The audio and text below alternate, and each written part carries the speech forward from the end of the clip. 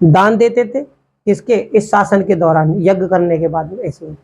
अब राजा बनने के बाद में राजा ने क्या है, राजा ने क्या किया, 4 दिशाएं बांटी, 4 दिशाएं कैसी, पूर्वी पश्चिम। तो राजा ने क्या करा, अपने राज्य को चलाने के लिए 4 दिशाएं बांटी। पूरब, सबसे पहले बात करेंगे किसकी, पूरब की। राजा ने दिशा बांटी पूरब, लिख दूं पूरब। अब देखो उनका जो राज्य था ना वो किस प्रकार से था, भैया राजा बन गए, राज्य से यज्ञ, देवी शक्ति मिल गई, 1 वर्ष तक यज्ञ चलता था, ठीक है ना।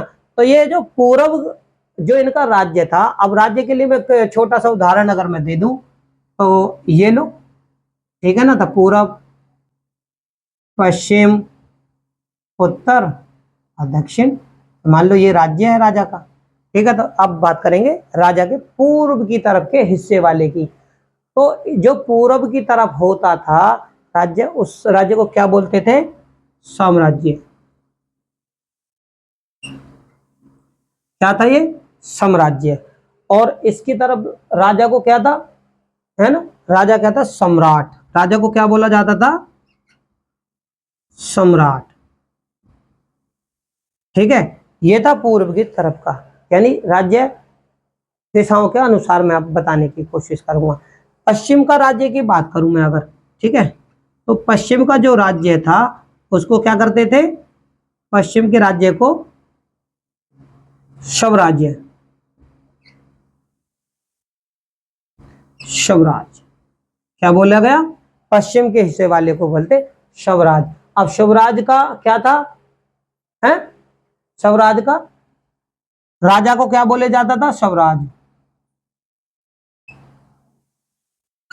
इस हिस्से पे अगर राजा पूरे देश के ऊपर शासन करते था, लेकिन पूर्वी हिस्से में बोला जाता था उसको सम्राट, और उसका जो शासन करने वाला था राजा, ठीक है ना, साम्राज्य बोला जाता था। पश्चिम में होता तो स्वराज बोला जाता था, शासन करने वाला राजा स्वराज कहा जाता था। उसी प्रकार से अब अगर उत्तर दिशा में बोल कर देगा, अगर उत्तर दिशा में शासन करा, ठीक है ना, जैसे भारत में भी 4 पूर्व पश्चिम उत्तर दक्षिण 4 दिशाएं, लेकिन 28 राज्य ऐसे ना, तो उसी प्रकार से था। तो उत्तर में क्या था, उत्तर में था वैराज,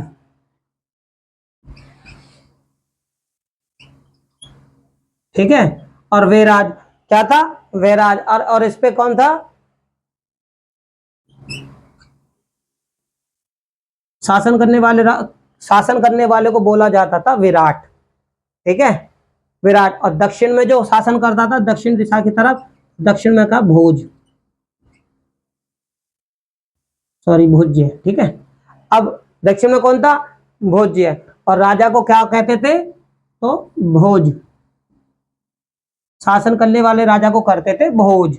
अब मध्य देश की बात करूं अगर मैं, तो मध्य में शासन करने वाले मध्य प्रदेश यानी मध्य देश,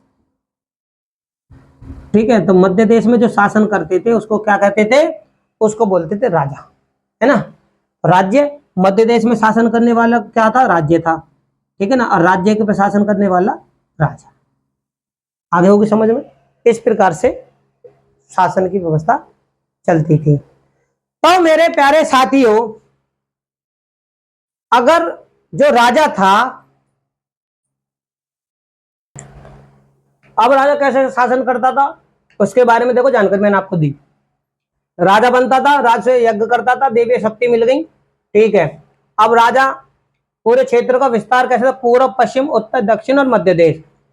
मध्य देश में राजा के राज्य को क्या क्या बोला जाता था, वो था साम्राज्य, स्वराज, वैराज्य, भोज्य और राज्य। अब राजा जो शासन करता उसको क्या कहते थे, तो राजा सम्राट, स्वराज, विराट, भोज और राजा, ठीक है। यहां तक आप लोगों को समझ में आ गई होगी। अब जब राजा बना तो राजा ने सबसे पहले कौन सा यज्ञ किया, राजसूय यज्ञ।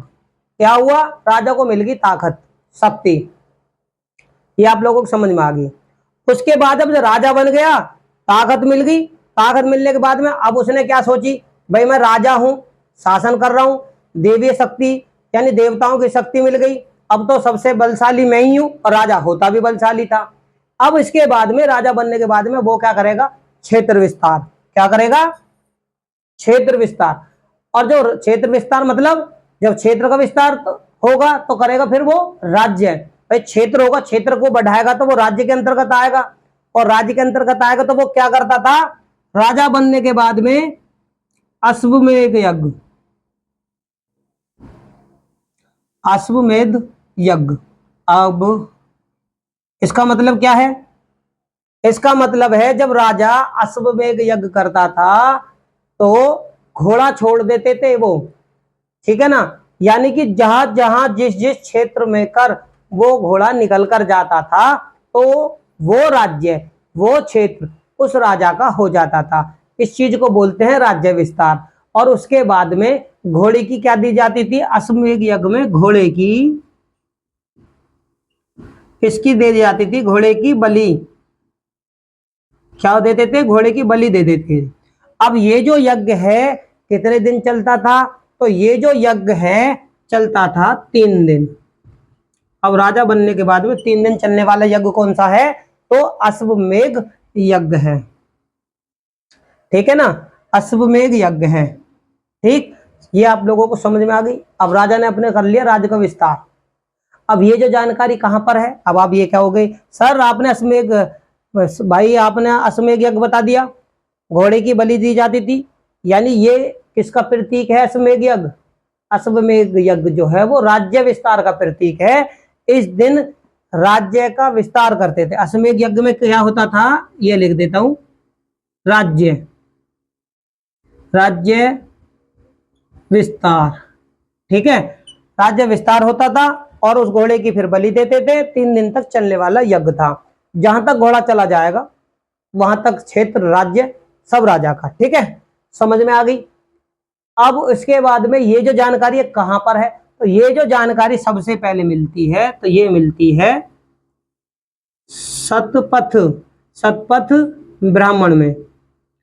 और शतपथ ब्राह्मण किसका है, तो यजुर्वेद का, ठीक है, ये आप लिख लेना, ये बहुत मायने हैं कि अश्वमेध यज्ञ अगर राज्य विस्तार की बात आए तो जानकारी कहां पर मिली, तो शतपथ ब्राह्मण में मिली है, ठीक है। तो शतपथ ब्राह्मण कब था, तो उत्तर वैदिक काल में, ठीक है ना। अब इसी प्रकार अब अगर आप ये कहोगे कि भाई और इसका कोई उदाहरण है, उसका एक उदाहरण और है, भरतों के जो राजा थे उन्होंने क्या करा था, भरतों के 2 राजा थे, क्या थे हैं, भरतद्वयंती और शांतनिक, क्या थे, भरतों के 2, यानी भरत जो थे, ठीक है ना। और भरतों क्यों कहता हूं मैं, भरतों इसके लिए, भरत जो थे वो राजा है और उनके यानी भरतजन जो थे उनके जो राजा थे, तो उनके 2 राजा थे। 2 राजा कौन कौन से थे, तो एक का नाम था भरतदोषयंती, क्या था, 2 राजा थे, तो दोनों में से एक का नाम था भरतदोषयंती,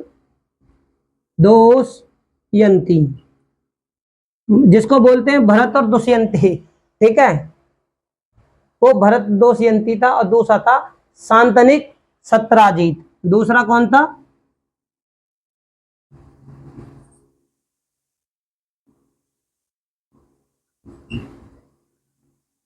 शांतनिक,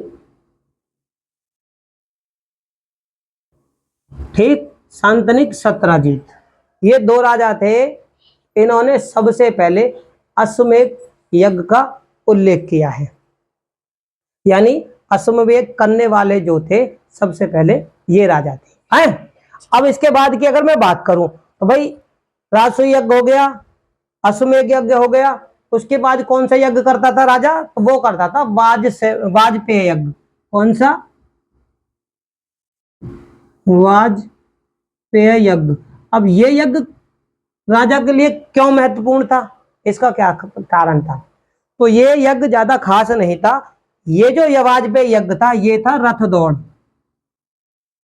ठीक है।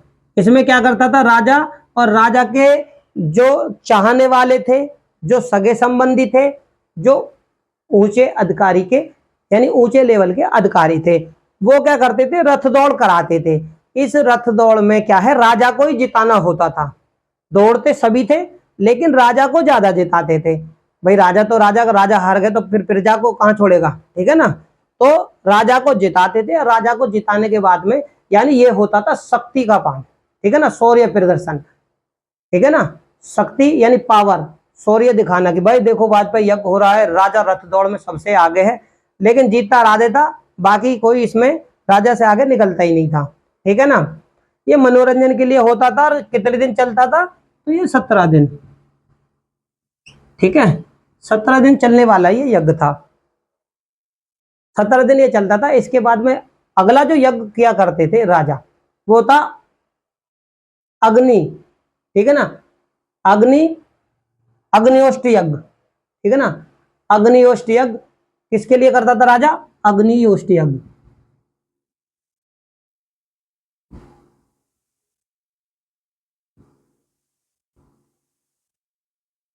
तो ये जो राजा करता था ये देवताओं को प्रसन्न। ठीक है ना। इसका क्या होता था भाई, राजा बन गया, राजा बन गए, राजसूय यज्ञ कर लिया, राज्य सिंहासन के समय पे होने वाला यज्ञ, राज्यरोहण के समय पे क्षेत्र विस्तार का यज्ञ भी कर लिया। ठीक है ना, वाजपेयी ये यज्ञ भी कर लिया मनोरंजन के लिए। अब क्या भाई, भगवान को भी तो मनाओ। तो राजा क्या करता था? अग्निहोष्ट यज्ञ करता था। अग्निहोष्ट यज्ञ में क्या करता? देवताओं को प्रसन्न प्रसन्न करने के बाद में इस यज्ञ को करते तो इसमें दी जाती थी पशु की बलि। क्या देते थे? पशु की बलि। यानी देवताओं को प्रसन्न करने के लिए पशु बलि देते थे। और ये जो चलता था 1 दिन चलता था। ठीक है, लिख लेना, है ना। 1 दिन ये चलने के बाद में हो जाता था खत्म। उसके बाद में सोम रस का प्रयोग करते थे। एक तरीके जैसे सुरा होते, सुरा आज के समय में क्या बोलते हैं?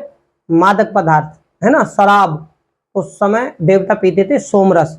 ठीक है ना, सोमरस और सुरा दोनों ही उस समय मौजूद थे, लेकिन सोमरस देवता लोग पीते थे, एक तरीके का वो भी पेय पदार्थ था। ठीक है ना। और सुरा जो थी मादक पदार्थ, जिससे बुद्धि भ्रष्ट हो जा, पीने के बाद में एक तरह की शराब। ठीक है ना, वो आम लोगों के लिए था। ठीक है, अब 1 दिन चलने वाला ये यज्ञ था। इसके बाद में क्या करते? पुरुषमेध यज्ञ।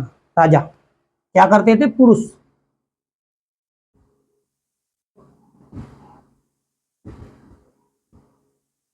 पुरुषमेध यज्ञ।